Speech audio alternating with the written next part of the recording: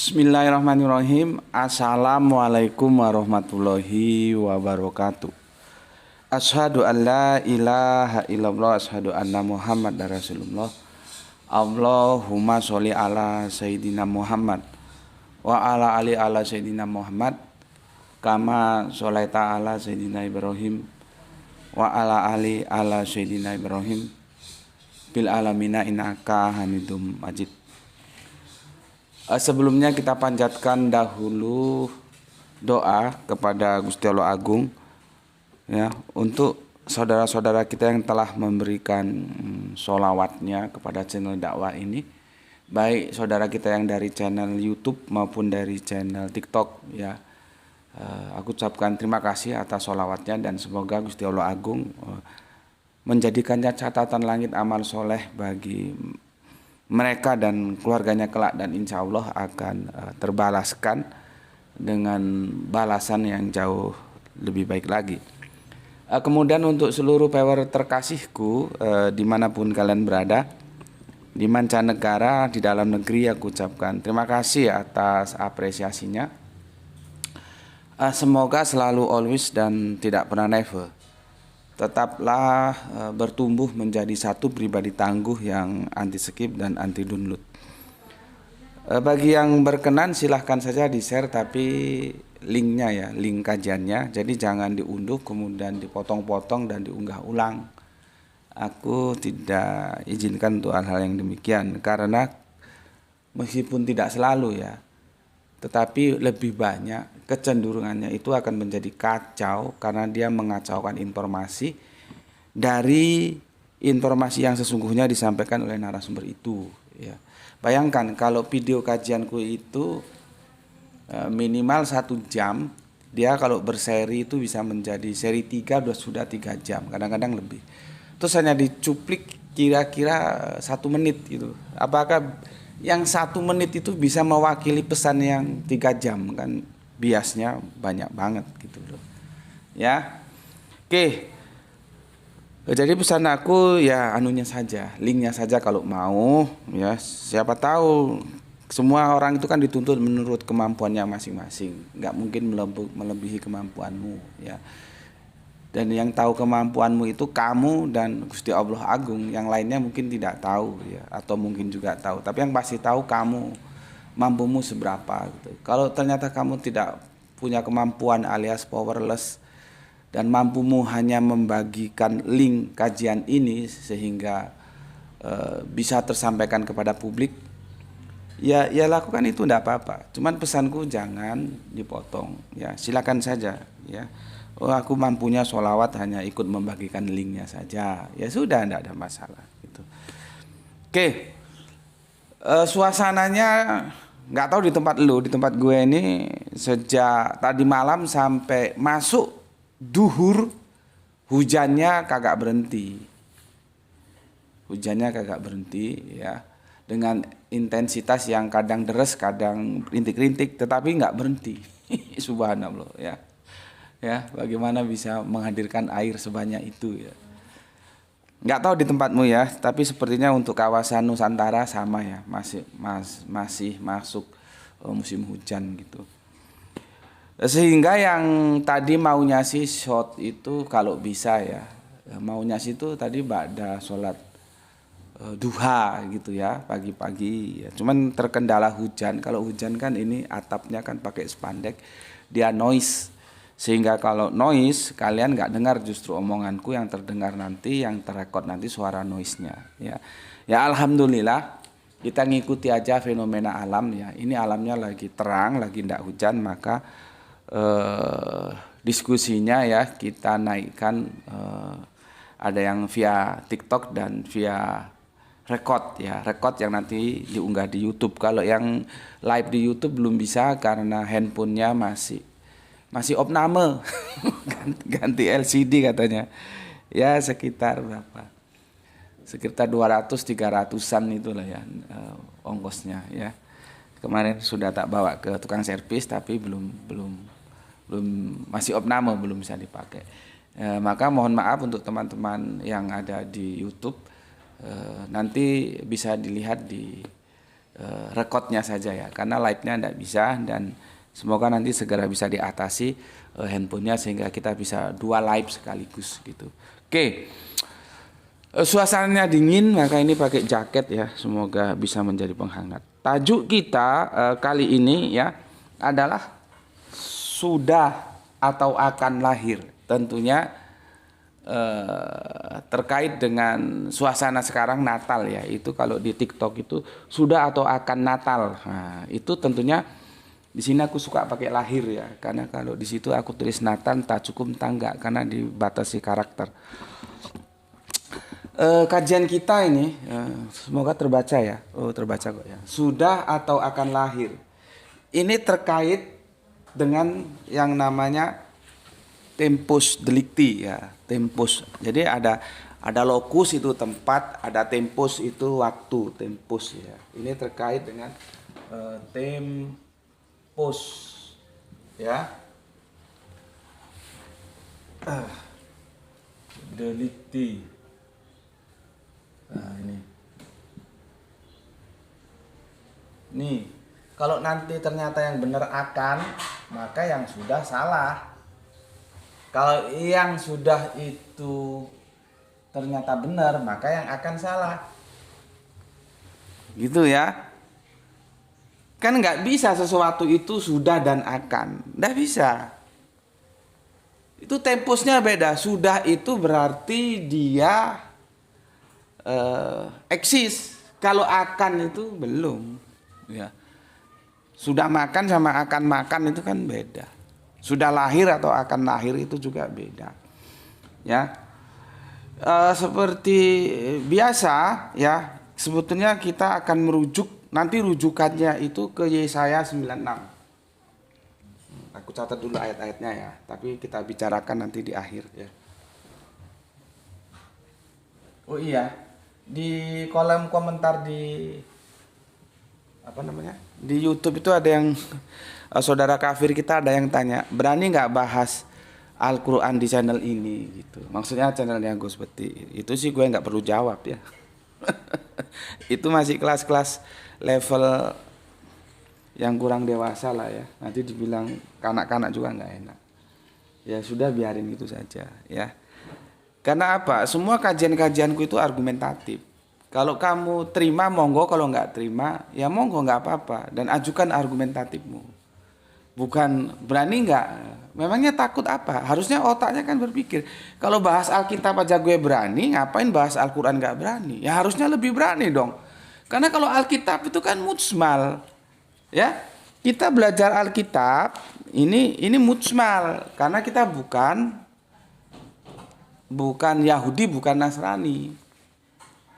Mujmal itu ya dia umum, silahkan saja.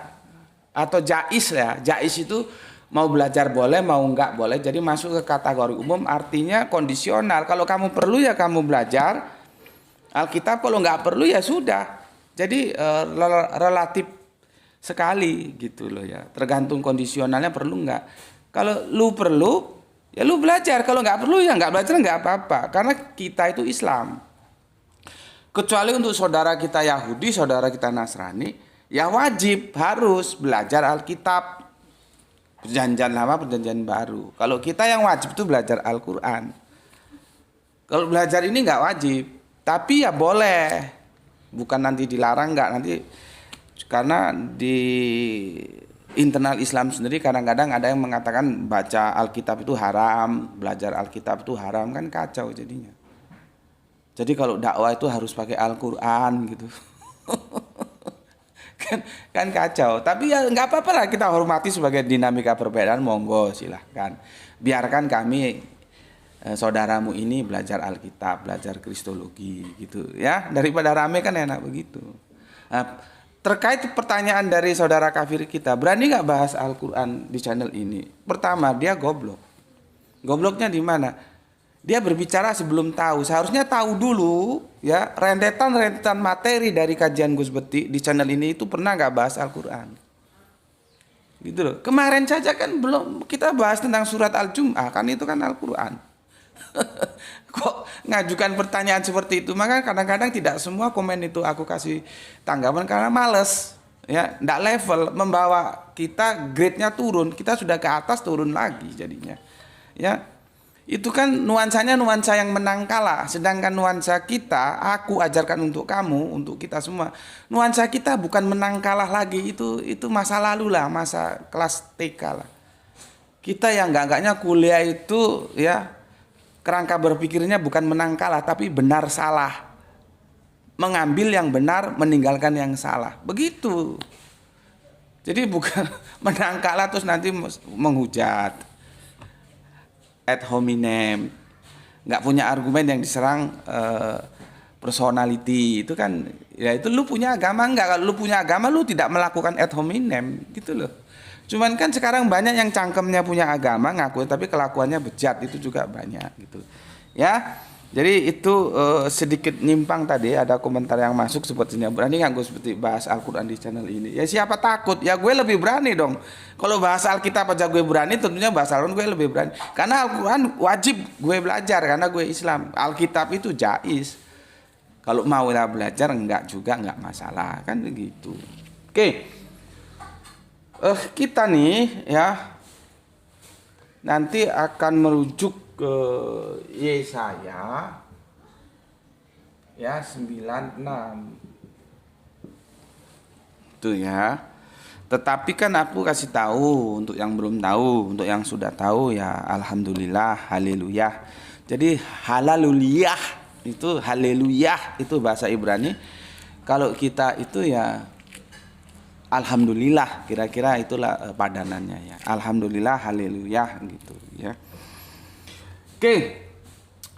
Seperti yang kalian tahu, kajian-kajian gue seperti itu kan singular dia tidak strike. Maka kita juga akan berwisata ayat, nanti kita masuk ke Matius berapa ini? 2 ya. Matius 2 dimulai ayat 1 ya. 1 sampai 4, sekitar 3 ayat ya. Dan juga nanti Keluaran, jadi perjanjian lama sama dengan ini. Keluaran 4, 16 dan 71. Keluaran 71. Nih ya, referensinya ini. Kamu boleh catat, boleh screenshot. Semudah di papan tulis di TikTok nampak ya tulisannya ya, karena kadang-kadang ada yang protes nggak nampak Gus gitu ya. Kalau terlalu kecil gimana membesarkannya, nggak tahu gue ya. Oke, kita mulai kajian kita di sela-sela istirahat karena mau kemana juga musim hujan, di rumah aja daripada nganggur kita ngaji. Kan gitu ya. Kan ini ada yang sudah pada libur juga ya, daripada jalan-jalan bahasa kuyup, kecuali saudara-saudara kita yang the hype yang punya mobil mungkin lain cerita ya. Tapi kalau kita ini yang punya sepeda motor tentunya ya bisa juga sih pakai jas hujan, tapi ya ngapain juga hujan-hujan keluyuran. Kecuali ada tujuan ya. Daripada kehujanan ya kita di tengah istirahat siang coba menggali ya informasi-informasi dari Bible ya terkait dengan Natal, kelahiran ya. Jadi di TikTok itu Natal, kalau di sini lahir ya, kelahiran. Milad kalau bahasa Arabiannya milad. Natal itu bahasa apa ya Natal itu ya? Gerika atau Yunani, Latin. Gue agak lupa ya. Latin sepertinya ya. Oke.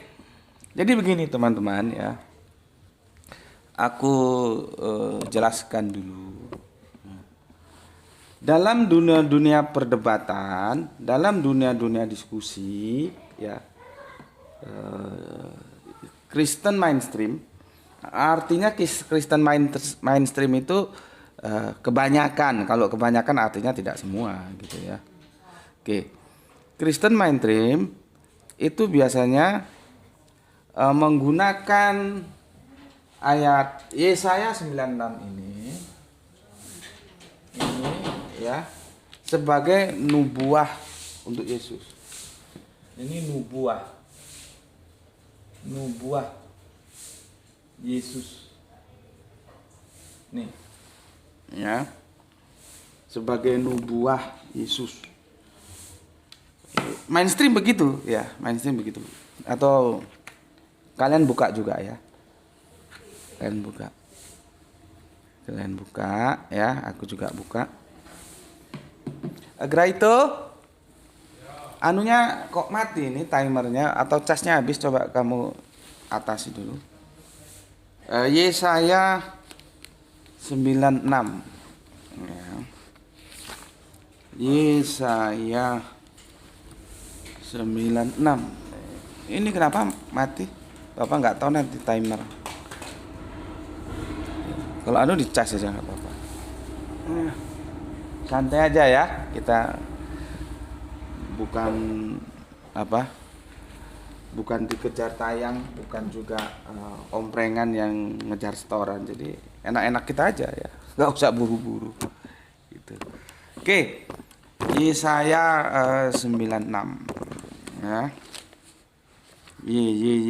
Yesaya. Iya, casnya habis tuh. Dicas 96. Ada yang bilang 96 berapa menit? 16. Ada yang bilang 96 95 ya. Ya. Gini. Ini ya.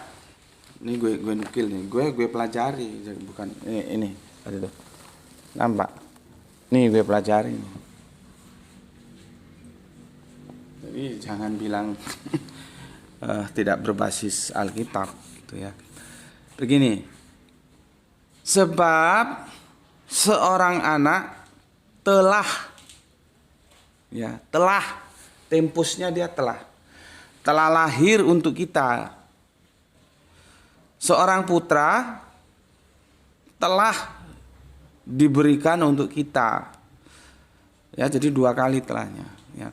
Lambang pemerintahan ada di atas bahunya. Dan namanya disebutkan orang penasehat ajaib, Allah yang perkasa, Bapa yang kekal, Raja damai. Nah, itu bunyinya ya. Bunyinya begitu, kamu juga bisa cek di ayatmu ya. Bisa cek. Aku ulangi begini. Sebab seorang anak telah lahir untuk kita, seorang putra telah diberikan untuk kita, lambang pemerintahan ada di atas bahunya, dan namanya disebutkan orang penasehat ajaib, Allah yang perkasa, Bapa yang kekal, Raja damai. Ya, tentunya ada berikutnya, tapi yang aku bidik itu dulu ya. Oke. Kita kasih apresiasi dulu kepada teman-teman Kristen kita yang mainstream, karena ada teman-teman Kristen yang berbeda juga. Artinya ini tidak satu suara dalam mensikapi. Benarkah Yesaya 96 itu nubuah? Nubuah itu apa yo? Forecasting, ramalan, berita. Berita ini ya, karena beritanya ini masih terjadi nanti sekitar 500 tahun kemudian, ini ramalan yang itu dinisbahkan kepada Yesus. Gitu loh. Ya. Nah, biasanya nih, gue nggak tahu ya, mungkin nanti bisa diuji ulang ya. Biasanya nih yang mengatakan bahwa Yesaya 96 itu nubuah untuk Yesus itu dari Kristen Tritunggal. Tidak menutup kemungkinan dari Kristen Waneses. Kalau Kristen Saksi Yehova dan Kristen Tauhid enggak begitu ya. Mormon gue belum tahu Mormon ya. Gue belum pernah mendiskusikan ini sama saudara kita Kristen Mormon. Kenapa Tritunggal dan Waneses ya berkepentingan dengan ayat ini, dan itu mereka anggap sebagai nubuat untuk Yesus, karena mereka mau melakukan deifikasi. Yesus itu Allah, gitu loh ya. Kan tadi disebutkan di sini Allah yang perkasa. Ya, sebab seorang anak telah lahir untuk kita, seorang putra telah diberikan untuk kita, lambang pemerintahan ada di atas bahunya, dan namanya disebutkan orang penasehat ajaib, Allah yang perkasa. Nah, betul nggak Yesus ini Allah? Jadi untuk melakukan deifikasi, tahu ya deifikasi, tahu ya apoteosis, ya, mengalahkan yang bukan Allah itu kalau kita sekolah di kampus-kampus teologi namanya deifikasi.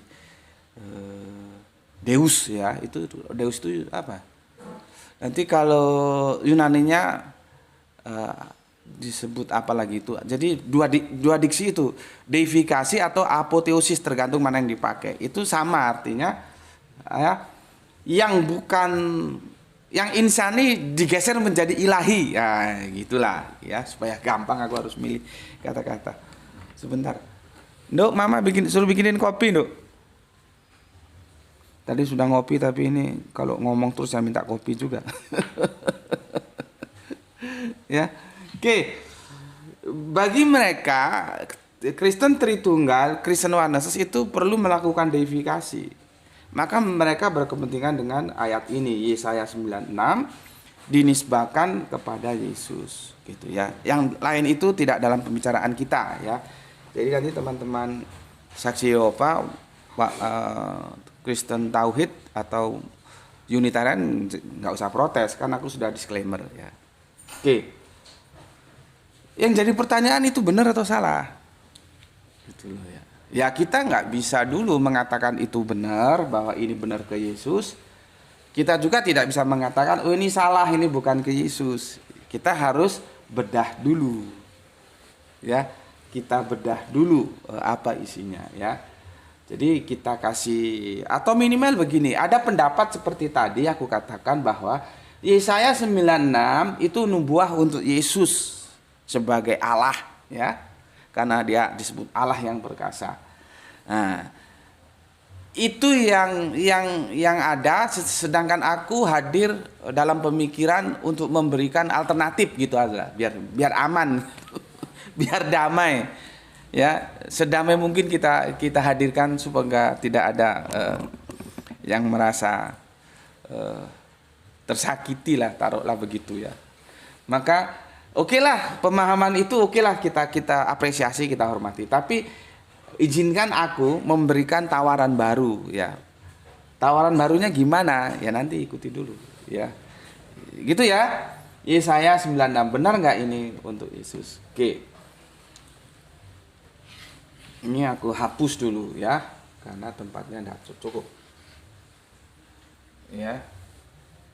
Sekarang buka Matius 2 ya. Kamu buka Matius 2.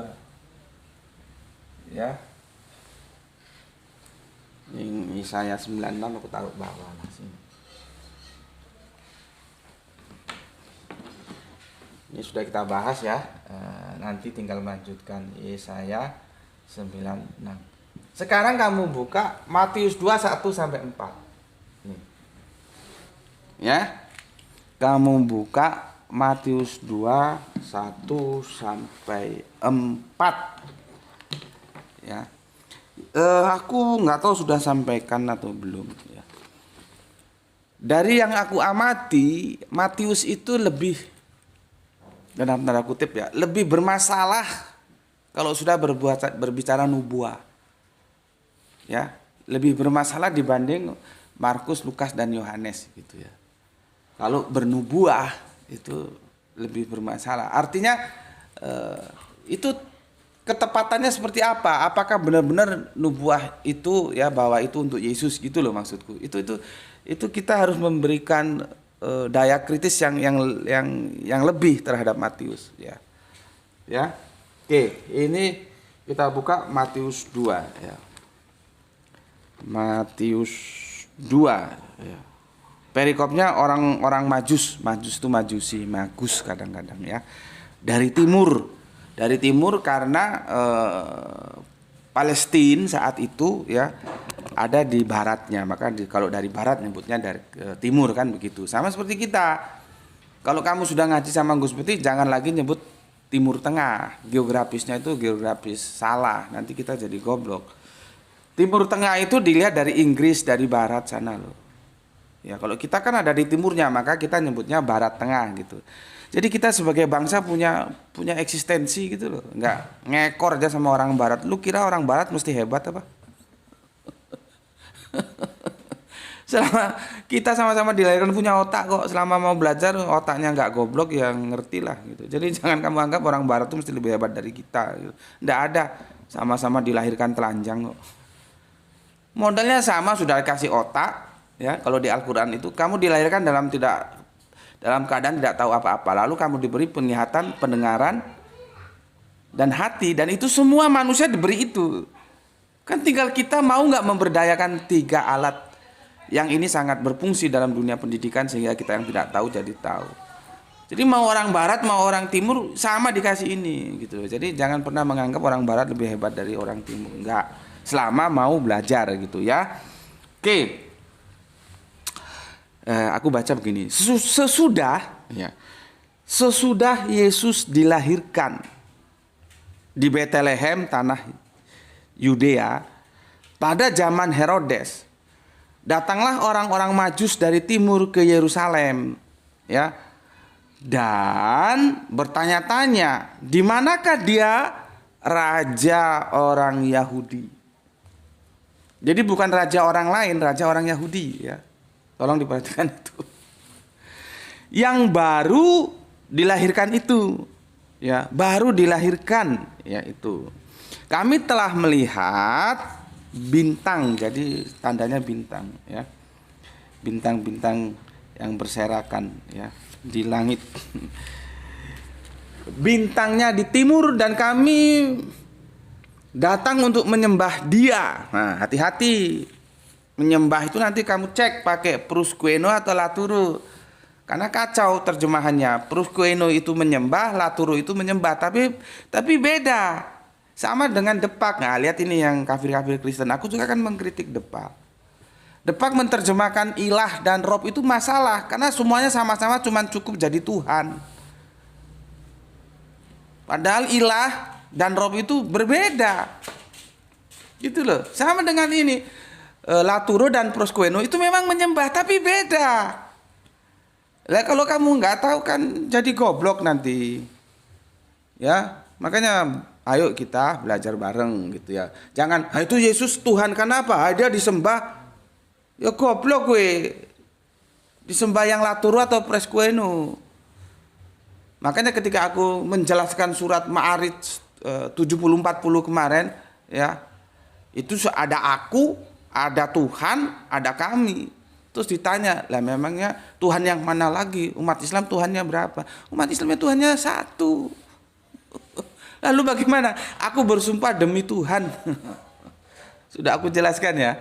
Tuhan itu bisa personal, bisa kedudukan. Ya, kemarin sudah aku jelaskan. Oke, kita kembali ke sini. Lanjut ayat yang ketiga. Ketika Raja Herodes mendengar itu, terkejutlah ia beserta seluruh Yerusalem. Ya, jadi Yerusalem dan Betlehem, kamu bisa lihat kamus, itu nanti ada dalam wilayah Yudea, tapi 2 tempat yang berbeda antara Yerusalem dan Betlehem. Ya, lahirnya di Betlehem, ya kita kan ikuti Alkitab. Nanti kalau di Al-Qur'an ya di bawah pohon korma, ya. Pohon kormanya itu di mana? Nanti bisa kita lacak itu nanti. Ya, tapi kan kajian kita bukan itu, ya. Jadi sesudah Yesus dilahirkan di Betlehem, nah tanah Yudea. Terus nanti setelah kita baca Betlehem ya tanah Yudea, Yerusalem itu juga tanah Yudea gitu ya. Oke. Sesudah Yesus dilahirkan di Betlehem di tanah Yudea pada zaman Herodes, datanglah orang-orang Majus dari timur ke Yerusalem. Yerusalem juga Yudea. Dan bertanya-tanya, di manakah dia raja orang Yahudi yang baru dilahirkan? Berarti sudah kan? Maka pembukaannya sesudah. Itu loh. Sesudah. Gak itu kopinya Bapak. Ya. Oke. Kami telah melihat bintangnya di timur ya, dan kami datang untuk menyembah dia. Ketika Raja Herodes mendengar hal itu, terkejutlah dia. Kenapa Herodes terkejut? Aduh, tumpah. Cariin lap. Aduh, tumpah dia. Lap-lap sembarang, Mas. Kopinya tumpah. Itu tisunya Bapak, tisu bekas tuh sini itu. Tisu itu yang ada di, ya sembarang wis lah. Itu nama. Ya sudah. Yang bekas tuh loh, untuk lap kopi ini masih bagus sama nenek. Itu di bawah itu kan bekas. Ya betul, pinter kamu. Ya sebentar. Karena logika tanpa logistik nggak jalan. Itu sunatullah, nature of law. Jadi logikanya disiapkan dulu, yaitu kopi dan logistiknya disiapkan dulu, yaitu kopi, nanti logikanya jalan. Nggak mampet. Ya, kamu catat pesan Gus Buti, logika tanpa logistik nggak jalan gitu ya. Oke, minum kopi dulu. Bismillahirrahmanirrahim.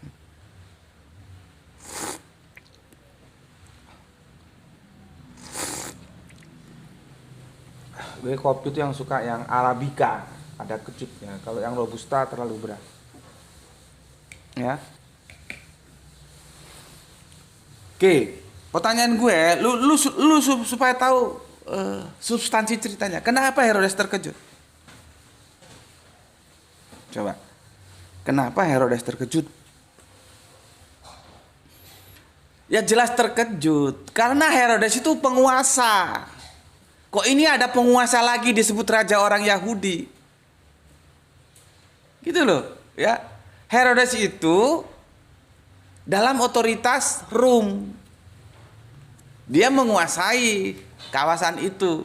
Kan tentunya kalau ketika ada yang disebut, yang diterima, yang diakui sebagai penguasa di kawasan dia berkuasa, dia kan terkejut gitu loh. Atau dalam pepatah Cina itu, dalam satu gunung tidak boleh ada 2 harimau.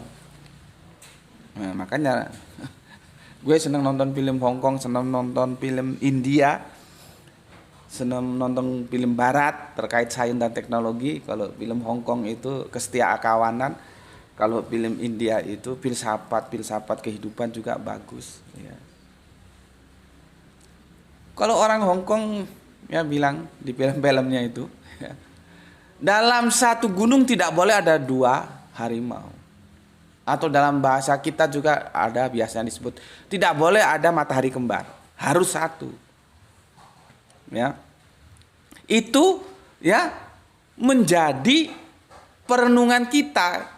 Lah kalau penguasa yang namanya dunia, bumi saja nggak boleh kembar, apakah mungkin Gusti Allah yang agung itu, Tuhan itu ada Tritunggal, ada 3? Kan tidak mungkin, tidak mungkin gitu loh ya, tidak mungkin. Ini aku bukan tidak menghargai loh ya, jangan salah. Aku menghargai, kalian mau Tritunggal monggo, mau Wanes monggo. Cuma kan ini kita diskusi logik gitu loh ya. Kalau dalam lingkup dunia aja tidak boleh ada 2 penguasa, apakah mungkin yang jagat raya ini dipenguasai oleh 3 kekuatan? Kan ya tidak mungkin.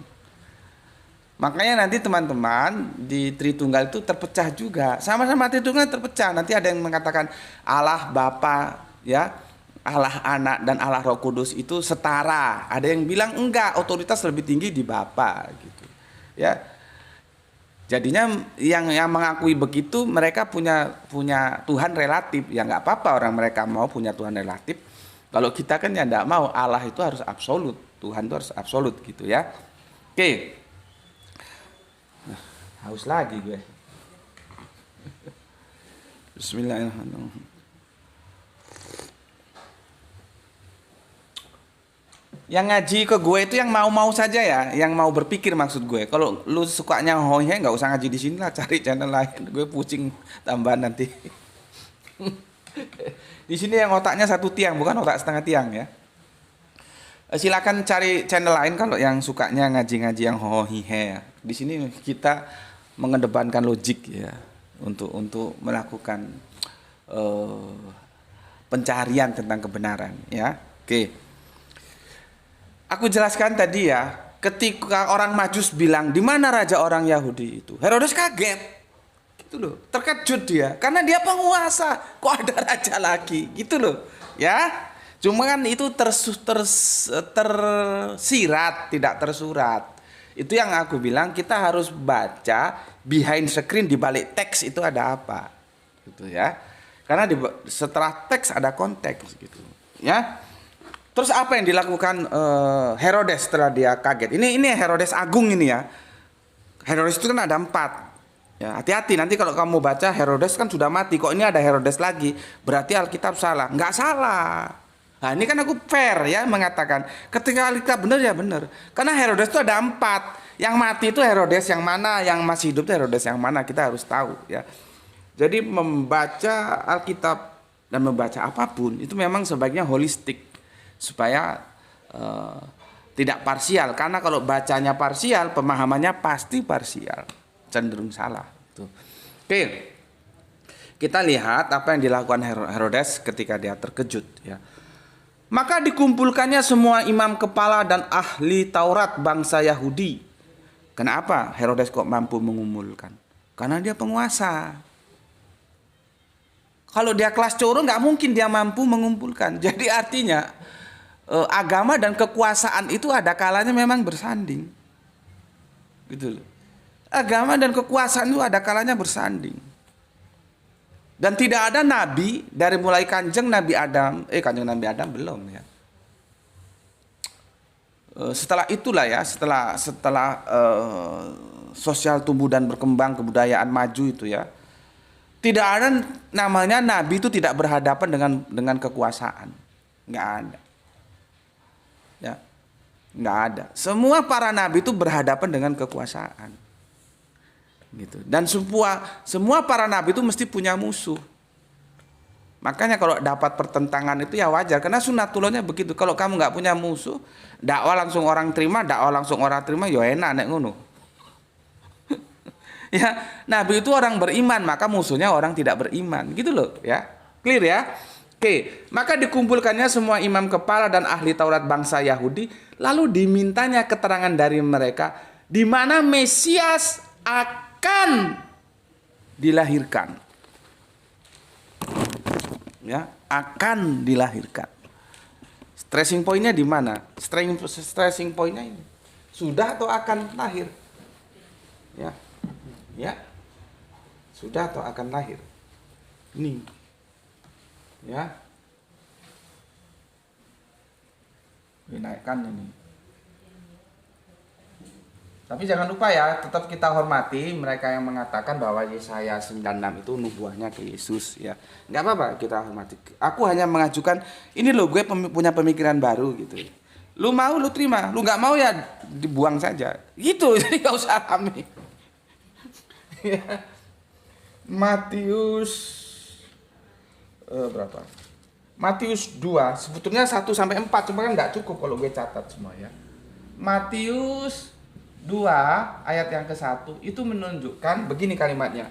Sesudah Yesus dilahirkan, ya, berarti Yesus sudah. Ya.